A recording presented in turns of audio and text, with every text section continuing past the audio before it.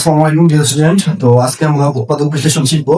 তো উৎপাদক বিশ্লেষণ শেখার জন্য প্রথমে আমরা উৎপাদক বিশ্লেষণের সংজ্ঞাটা দেখি।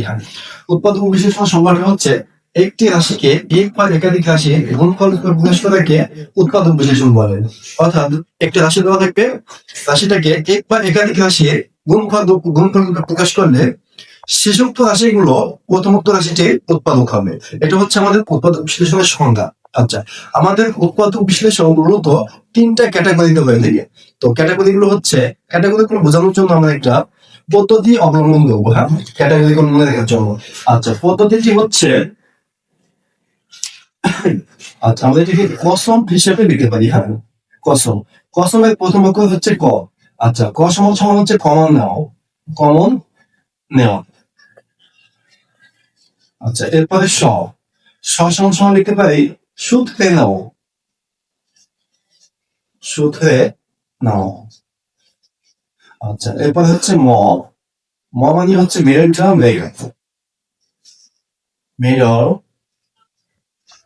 টার্ম বেগ, তো আমাদের এসএসসি লেভেলে যে উৎপাদক বিশ্লেষণ গুলো হিসেবে সেই উৎপাদক বিশ্লেষণ গুলো মূলত এই তিনটা ক্যাটাগরির মধ্যে যায়। আমরা এই তিনটা ক্যাটাগরি যদি জানি তাহলে আমাদের এসএসসি লেভেলে যে উৎপাদক গুলো আসে আমরা ইজিলি সলভ করতে পারবো। আচ্ছা, আমরা একটা এক্সাম্পল দেখি। এক্সাম্পল যদি নেই, প্রথমে হচ্ছে ab into x minus y minus bc into x minus y. আচ্ছা, এখান থেকে আমাদের প্রথম ক্যাটাগরিতে যাবে। প্রথম ক্যাটাগরি ছিল কমন নাও।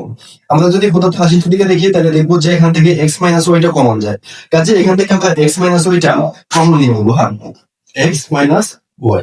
আচ্ছা, তাহলে বাকি থাকে কি এ বি মাইনাস বিসি।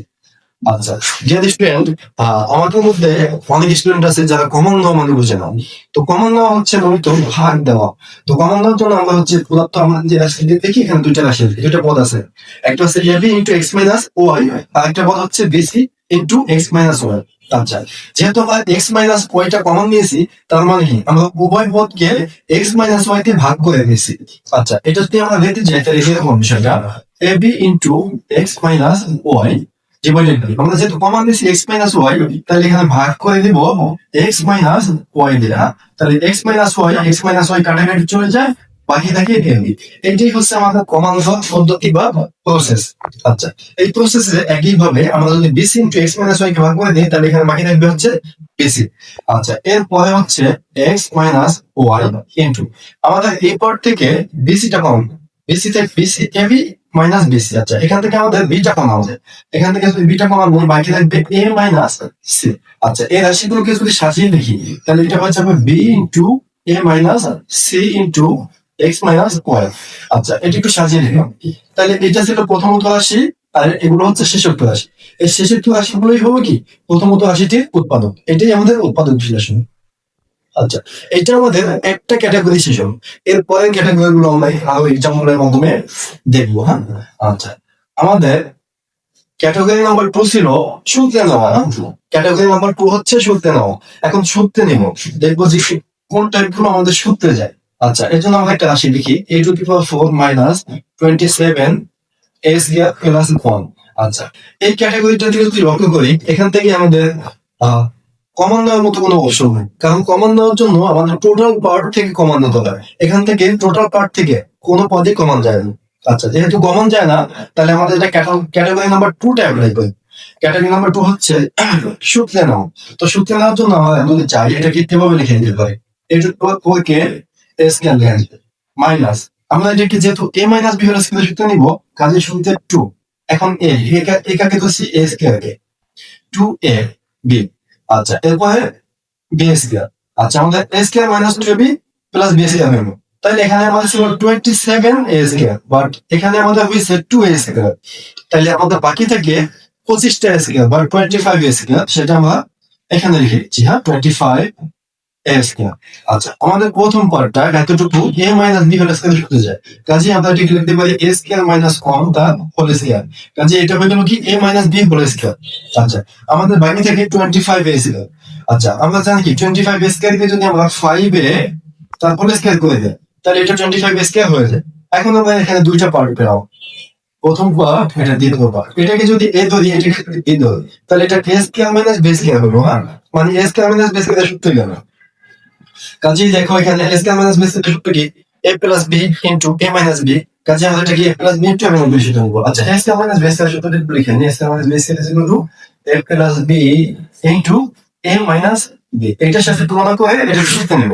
তাহলে এটা হয়ে যাবে কি এ স্কয়ার মাইনাস 1 প্লাস বি হচ্ছে 5a into A square minus 1 minus 5। হ্যাঁ, আচ্ছা আমরা যদি এরপর, আচ্ছা ঠিক আছে 5a, এই পার্টটাকে যদি একটু সাজিয়ে দেখি তাহলে এইভাবে লেখা যায় A square plus 5a minus 1 into A square minus 5a minus 1। আচ্ছা, তোমরা চাইলে এখানে আনসার লিখে দিলেও হয়ে যাবে। আমরা যদি সাজিয়ে না লিখি তাই কোনো সমস্যা নেই। হ্যাঁ, তোমাদের মধ্যে যাদের সাজিয়ে লিখতে একটু সমস্যা আছে তারা হচ্ছে এখানে লিখে দেবা, তাহলে আনসার হয়ে যাবে। আচ্ছা, এরপর হচ্ছে আমাদের category number 2, sorry category number 3। আচ্ছা, 3 নম্বর ক্যাটাগরি কি ছিল, মিডল টার্ম ব্রেকআপ। আচ্ছা, এখন আমরা দেখবো যে কোন রাশিগুলো আমাদের মিডল টার্ম ব্রেকআপ হয়েছে। ঠিক আছে, এটার জন্য আমরা প্রথমে হচ্ছে এই পার্টটা মুছে দিচ্ছি। মুছে দিয়ে আমরা ক্যাটাগরি নাম্বার 2টা নিয়ে এখন। হ্যাঁ, আচ্ছা ক্যাটাগরি নাম্বার 2 ছিল মিডল টার্ম ব্রেকআপ। তো মিডল টার্ম ব্রেকআপের জন্য আমরা কি বলি, আমরা একটা এক্সাম্পল হিসেবে নিই। এটা যে ক্যাটাগরি নাম্বার 3, এটা 3 নম্বর। তাহলে আমরা এইভাবে এটা বীজগাণিতিক রাশি নিই, x square plus 13x plus 36, এটা একটা বীজগাণিতিক রাশি। আচ্ছা, আমরা যদি এইটা থেকে লক্ষ্য করি, এইটা থেকে কমানো যায় না, এটা থেকে সূত্রও যায় না। যেহেতু কমানো যায় না, সূত্রও যায় না, তার মানে কি এটা ক্যাটাগরি নাম্বার 3, মানে middle term breakup. Middle term ব্রেকআপে নিতে হবে। আচ্ছা, মিডল টার্ম ব্রেকআপে নেওয়ার জন্য আমরা হচ্ছে আমরা জানি কি মিডল টার্মে নেওয়া কি, প্রথম রাশি ইন্টু শেষ রাশি। প্রথম রাশির সাথে শেষ রাশি গুণ করতে হবে। তাহলে প্রথম রাশির সাথে শেষ রাশি গুণ করলে কত হবে, শেষ রাশি হচ্ছে 36, প্রথম রাশি হচ্ছে এক্স স্কয়ার।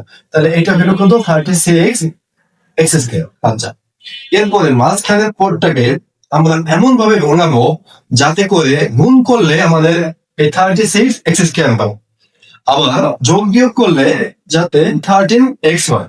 আচ্ছা, এটা এখন আমরা কিভাবে লিখবো, এটার জন্য আমরা এটা 36 এর সাপোর্ট নেবো না, আমাদের 36 এর সাপোর্ট নেই বা 36 এর সাপোর্ট নেই। এটাকে আমরা প্রথমে উৎপাদকে ভাঙাবো।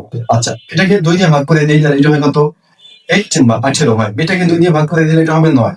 আচ্ছা, এখন আমাদের এখানে ইজিলি মিলে যাবে। আমাদের দেখবো কত, 2 দুগুণে 4 ইন্টু 9, তাহলে এটা কত হবে, 4 ইন্টু 9 মানে 36। তাহলে এখানে মিলে যায়।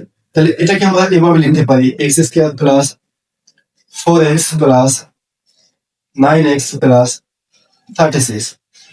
অর্থাৎ আমাদের এই যে মাঝখানে যে পদ দুটোকে ভাঙাইলাম, এই পদ দুটোকে যদি গুণ করে দেই তাহলে 36 এক্স স্কয়ারই হবে। আবার যদি যোগ করে দিই 4x প্লাস 9x, তাহলে 13x বা 13x ই হবে। আচ্ছা, এখন আমাদের মিডল টার্মের শেষে আমাদের জোড়ায় জোড়ায় কমানো হয়, এই কথাটা একটু মনে রাখবো যে জোড়ায় জোড়ায় কমানো। এখানে 2টা জোড়া আছে, 1 জোড়া 2 জোড়া। আমরা যদি প্রথম জোড়াটা দেখি তাহলে এখান থেকে হচ্ছে x টা কমান যায়, x কমান দিলে এখানে পড়ে থাকবে হচ্ছে x প্লাস এখানে 4। আচ্ছা, কমান তো মানে ভাগ করে দিলাম। হ্যাঁ, x দিয়ে x কে ভাগ করে দিলে থাকে x, সরি x দিয়ে x কে ভাগ করে দিলে থাকে x। আবার একইভাবে x দিয়ে 4 কে ভাগ করে দিলে থাকে 4x কে ভাগ করে দিলে থাকে 4।